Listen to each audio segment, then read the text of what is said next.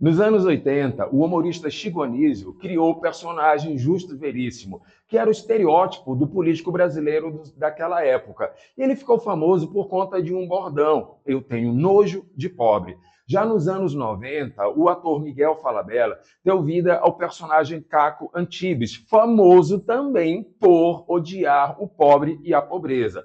Além do detalhe óbvio, os dois personagens, eles retratam uma característica que, infelizmente, ainda é marcante na realidade brasileira. O termo técnico é aporofobia. Isso caracteriza uma segregação social, econômica e espacial em relação à pobreza. Aliás, muito mais do que uma segregação, é uma verdadeira discriminação. Eu sou o professor Marcelo Dores e me acompanhe nessa aula para conhecer alguns detalhes em relação à aporofobia na sociedade brasileira. Mas antes, curta, comente, compartilhe, deixe o seu joinha, se inscreva no canal para ter acesso a mais aulas. Não esqueça de ativar o sininho.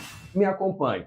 A aporofobia, tecnicamente, é uma segregação socioespacial. Mas, como eu falei, é muito mais do que isso. É uma verdadeira discriminação. Entenda, não se trata de um racismo. Racismo é você ter essa segregação, mas em relação à estrutura étnica. Também não caracteriza como a xenofobia, já que, nesse caso, a segregação é quanto à origem, é pelo fato da pessoa vir de outro território. Aqui não. Aqui o preconceito é diretamente pela questão socioeconômica, pela pessoa ser pobre, ou por ela economicamente ser menos favorecida, ou pelas suas roupas, ou pelas suas atividades. Você já parou para perceber que, infelizmente, muita gente hostiliza, colocou de maneira pejorativa a consolidação das leis trabalhistas, a CLT? Pois bem, isso é uma forma de aporofobia. Por conta de nós vivermos num país que veio de um passado colonial, as origens da aporofobia estão exatamente nesse processo. Acompanhe aqui. Você tem a herança colonial, um país que veio de um passado escravagista, então isso ressaltava ainda mais esse aspecto. Além da condição da escravidão, o detalhe de você ter uma população predominantemente rural, onde a estrutura do latifúndio monocultor ditava as regras socioeconômicas, também foi fortalecendo ainda mais essa questão da aporofobia, deixando ainda mais evidente as desigualdades socioestruturais presentes na realidade brasileira. Entenda, o Brasil, sendo um país que veio de um passado colonial e se construiu em torno de uma realidade capitalista, tem essa estrutura, desculpem, essa característica socioestrutural como sendo uma marca, o que reforçou ainda mais o aspecto da aporofobia. Considere também nisso o aspecto da meritocracia, do discurso da meritocracia. É falta de esforço. Olha, se você se esforçar, você vai conseguir. É só você mudar o seu mindset. Entendo. Embora essas características elas ajudem a construir uma estrutura melhor, não basta você olhar apenas para esse detalhe. Uma explicação bem técnica. Mindset pode ser simplificado como sendo a sua forma de pensar. Só que apenas mudar a sua forma de pensar não vai desfazer séculos de contradição socioeconômica e de discriminação por conta da pobreza. Possivelmente você já viu uma espécie de meme em que procuravam fazer uma espécie de reality show onde vários influenciadores, todos aqueles coaches de desenvolvimento econômico, de que, olha, eu te ensino como ganhar o seu primeiro milhão. Pois é, reunir vários desses coaches, tirar todas as suas estruturas, suas tecnologias, colocá-los numa favela e lançar o desafio. O primeiro que chegar ao primeiro milhão, apenas com aquelas estruturas presentes na favela, pronto, realmente era o merecedor. Coisa que, claro, ninguém aceitou isso porque justamente não tem essa condição, deixando bem claro que se trata apenas de um discurso. Pois é, um discurso que ressalta negativamente o papel de muitos coaches e muitos influenciadores que vendem uma apologia ao luxo, uma apologia à riqueza e geram, ou melhor, ampliam uma segregação sobre aquela população menos qualificada e trazendo um efeito ainda pior, que a própria população, já que ela não usufrui de condições econômicas adequadas, ela acaba se vendo anulada, ela acaba se vendo invisibilizada, o que agrava ainda mais a situação e piora porque, além de todos esses aspectos, a falta de políticas públicas, não apenas aquelas políticas que estão lá no papel. Em caso de dúvida, é só você acompanhar principalmente as eleições municipais, em que você vê vários candidatos, mas que pouquíssimas vezes apresentam propostas voltadas realmente a esse aspecto. Normalmente se promovem pelo status, pelas visualizações que apresentam, ou por ficarem atacando mutuamente uns aos outros. Mas algo que de concreto traga ações necessárias para mudar esse parâmetro, infelizmente não se observa. Ah, peraí, lembrei. Deixou sua curtida? Está compartilhando? Está anotando aí suas dúvidas nos comentários? Pois é, interaja, participe cada vez mais para que a gente possa alcançar cada vez mais pessoas que gostariam de saber dessas informações, beleza? Então curta, compartilha, ativa o sininho e vem comigo. Ações necessárias. Tá, só tome um cuidado. A gente apontar a herança colonial é, até certo ponto, uma resposta, como é que eu vou dizer, pronta. É até meio óbvio. Então, a gente sempre precisa ir além desse óbvio. A herança colonial tem esse papel? Tem. Mas, espera, já aconteceu. A gente não pode voltar no tempo. Então, vamos trabalhar o que realmente é necessário para lidar com essa questão. Vamos repetir. Se a porofobia é a discriminação que a pessoa sofre por conta da pobreza, então vamos combater a pobreza. Ação número 1, a promoção da educação. A educação, ela vai estimulando que qualquer sociedade melhore economicamente. E uma outra característica presente na educação é a gente aprender a trabalhar a médio e a longo prazo, a gente evitar aquelas soluções ultra rápidas para o amanhã, coisa que a gente sabe que não é dessa maneira.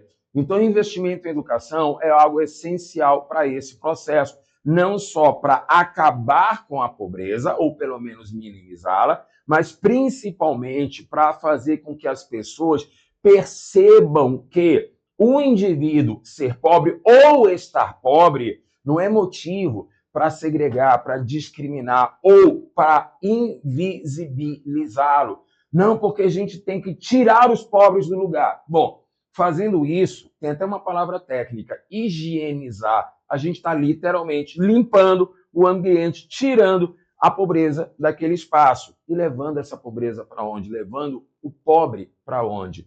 A gente não vai simplesmente varrer para baixo do tapete, como a expressão popular. Não.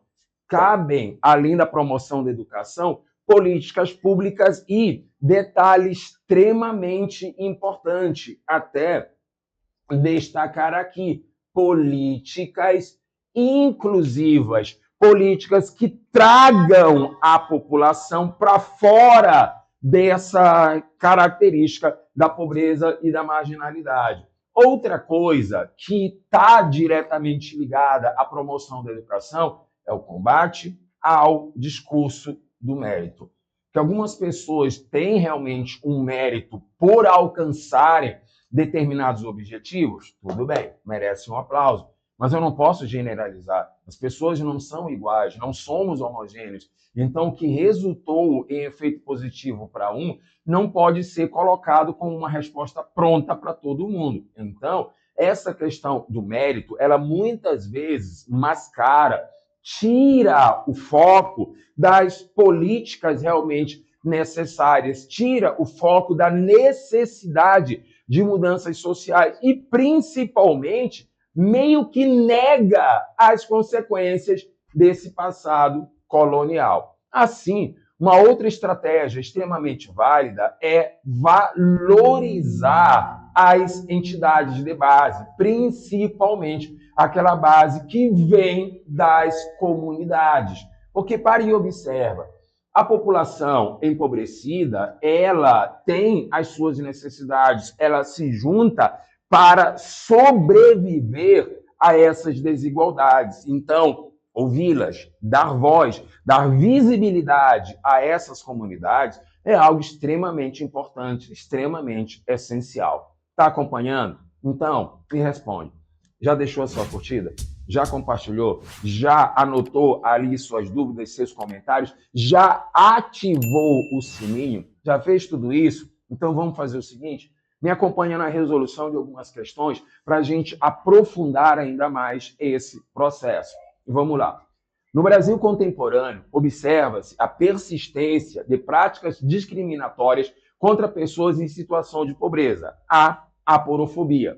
Essa realidade desafia diretamente os fundamentos do Estado Democrático de Direito, conforme estabelecido pela Constituição. Nesse sentido, o princípio da dignidade da pessoa humana deve ser compreendido. É um direito subjetivo que garante privilégios aos cidadãos. Tem dois detalhes. Ponto 1. Não é algo necessariamente subjetivo. Uma dignidade é você dar à população uma vida decente, em que ela possa usufruir de condições materiais, moradia, saneamento básico, educação. Então, não é algo subjetivo. E garantir privilégios. Privilégios são, vamos assim dizer, concessões garantidas a grupos específicos, a pessoas seletas. Quer ver um exemplo bem clássico disso? Se você está promovendo um concurso, alguma coisa, está vendendo um produto, e você vê dentre os clientes pessoas que você conhece, pessoas que você tem uma afinidade, querendo ou não, você garante algumas vantagens para essas pessoas. É algo inevitável que a gente faz em maior ou menor escala. Isso é um privilégio. Então, eu não posso simplesmente atribuir algo extraordinário como se fosse um privilégio. Não, então não é a letra A. Uma concessão do Estado que pode ser revogada? Bom, detalhe, se está na Constituição, então realmente é do Estado. E se está na Constituição, não pode ser revogada, não pode ser retirada. Vamos tentar a próxima. Um valor supremo inerente a todos os indivíduos, independentemente de sua condição social. Se é dignidade, então é algo que tem destaque. Se tem destaque, e mais ainda, se está na Constituição, então realmente caracteriza essa estrutura de ser um valor supremo. E outra, algo que deve ser garantido a todos, independente da sua condição socioeconômica. Letra C é a resposta. Mas vamos analisar as outras. Uma norma ética? Não. E pior ainda, um cumprimento opcional? Não. É algo para toda a população. Um benefício estendido apenas aos grupos. Eu costumo usar uma frase chamada desconfiômetro. O que é isso? É você, ao ler uma informação, o seu filtro mental perceber determinadas palavras que ativam uma desconfiança. Como, por exemplo, aqui na letra E, algo estendido apenas. Não. Se está na Constituição, então é para todo mundo, não é apenas para esse ou apenas para aquele. Nessa primeira, letra C, a resposta. Vamos continuar. E se a gente vai continuar, já deixou sua curtida? Já colocou aí nos comentários suas observações, suas dúvidas sobre essa questão ou sobre a parte teórica nos minutos iniciais? Beleza? Então curta, compartilha, ativa o sininho. Vamos lá. A aporofobia manifesta-se, entre outras formas, pela marginalização de pobres no acesso a serviços básicos como saúde, moradia e educação.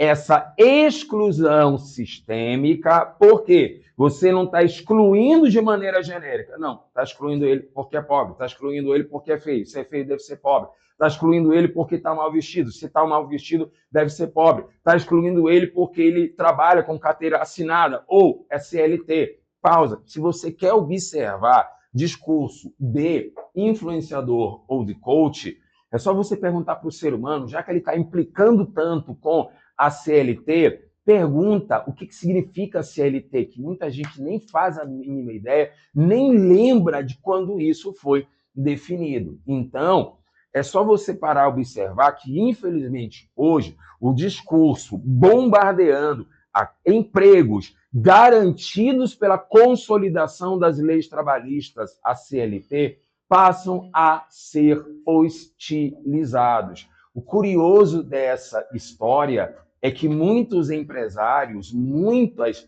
pessoas que trabalham em grandes empresas, grandes corporações, olha que interessante, eles têm carteira assinada. E se tem carteira assinada, adivinha, são da CLT. Esse discurso contra a CLT, infelizmente, vem justamente também do passado colonial, vem do fato de você observar que, no passado, as pessoas que trabalhavam, que tinham um patrão, eram menosprezadas, até mesmo humilhadas. Fato que, infelizmente, continua ocorrendo mesmo após a escravidão. Por isso que muitos jovens, ao verem os pais reclamando do trabalho, de terem que levantar cedo, pegar um ônibus, ir para um outro bairro, ir para uma outra cidade, passam a alimentar essa aversão ao trabalho com carteira assinada. E aí você soma ao discurso de coaches ou influenciadores, onde de cada 10, talvez um realmente tenha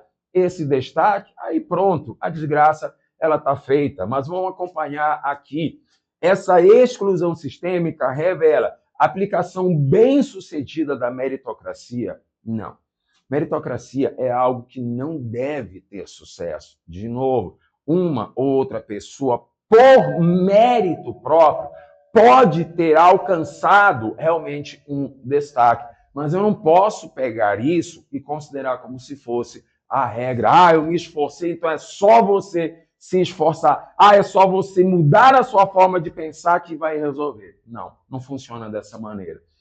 Na letra B, funcionamento eficiente de políticas de incentivo à mobilidade social.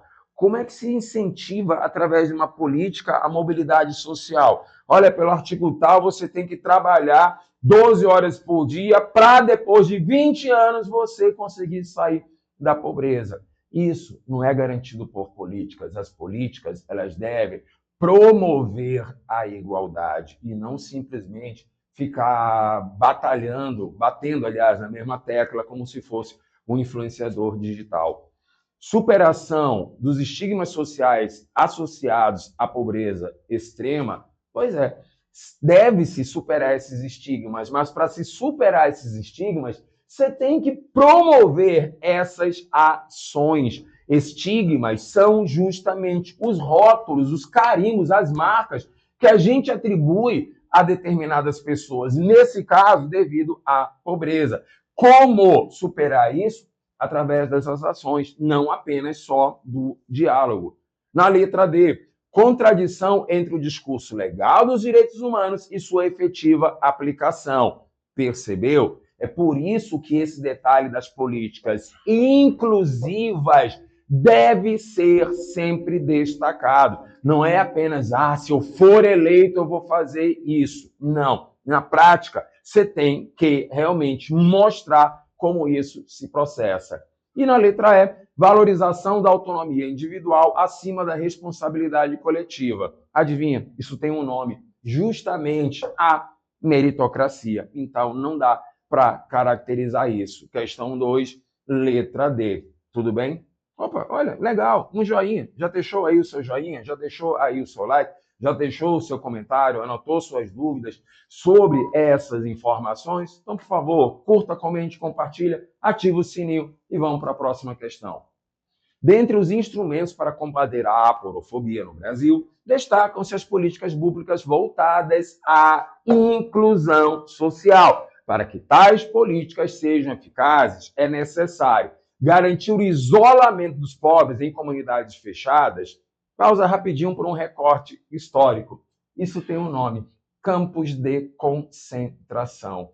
Infelizmente, desde a Segunda Guerra, devido aos eventos da Segunda Guerra, campos de concentração logo são associados ao nazismo. Mas se você isola uma população, você está concentrando a população. É literalmente você varrer a pobreza para baixo do tapete, ou nesse caso, para fora do campo de visão daquelas pessoas que se ofendem, se incomodam quando vê um pobre.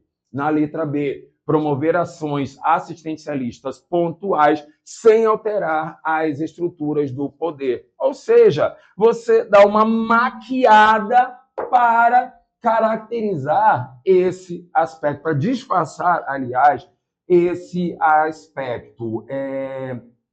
Um comentário rápido.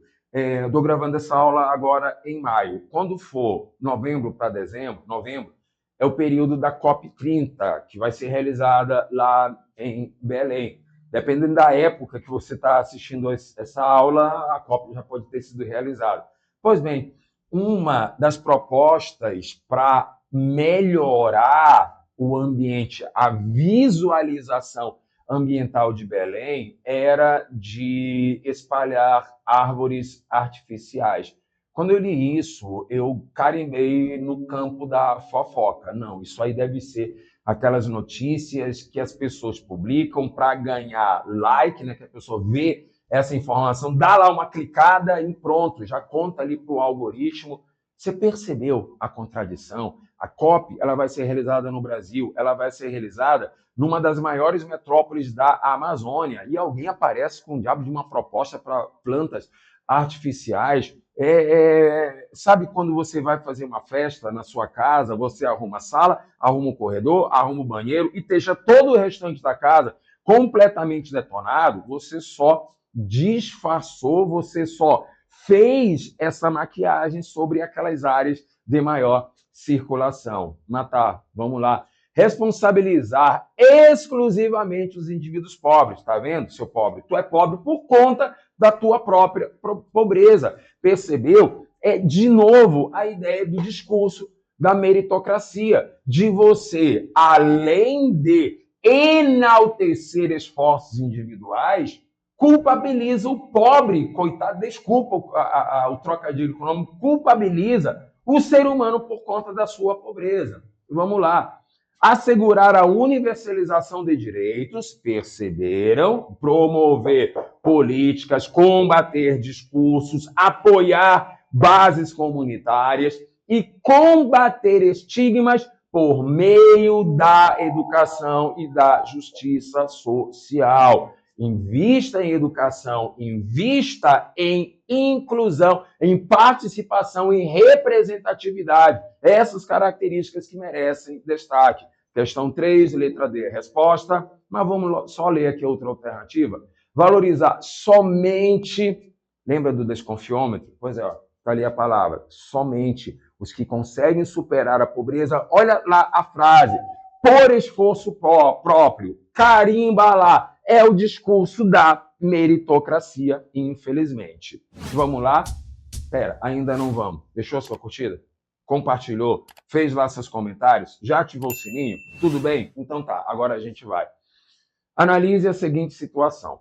Em uma grande cidade brasileira, moradores em situação de rua têm seus pertences removidos à força por autoridades locais, ao mesmo tempo em que espaços públicos passam a ser higienizados para evitar sua permanência. Tal prática, embora frequentemente justificada por razões de segurança e estética urbana, configura uma violação direta. Direta do quê? Do princípio da eficiência administrativa previsto nas formas de administração pública. Você está condenando a população pobre a uma invisibilidade. Pior, está tratando isso como se fosse uma questão policial e não uma questão socioestrutural. Então não pode ser letra A. B, de soberania nacional. Espera, respira. lá no texto, em uma grande cidade brasileira. Então, é algo municipal. Portanto, não envolve questão de soberania. Na letra C, do direito à livre iniciativa como fundamento da ordem econômica. Então, deixa eu tentar entender.